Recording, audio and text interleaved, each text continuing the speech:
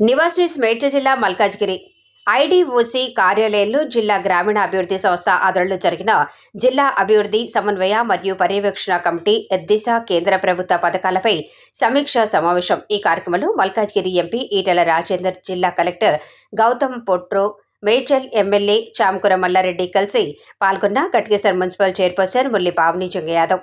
ఈ సందర్భంగా చైర్పర్సన్ ముల్లి పావని జంగ యాదవ్ మాట్లాడుతూ, ఈ కార్యక్రమం ఏర్పాటు చేయడం చాలా సంతోషించాల్సిన విషయమని, గట్కేసర్ మున్సిపాలిటీలో 100 పడకల ఆసుపత్రి ఏర్పాటుకు కృషి చేయాలని, అదేవిధంగా వెజ్, నాన్ వెజ్ మార్కెట్ కూడా ఏర్పాటు చేయాలని మరియు బస్తీ దవాఖానాల్లో చికిత్స చేసే పరికరాలు ఏర్పాటు చేయాలని కోరుతూ, రైల్వే వంతెన నిర్మాణంలో ఇండ్లు కోల్పోయిన త్వరగా నష్టపరిహారం అందించి వంతెన పనులు పూర్తి చేయాలని, అదేవిధంగా జిల్లా బస్సుల రాకపోకలకు దారి ఏర్పాటు చేయాలని కోరారు.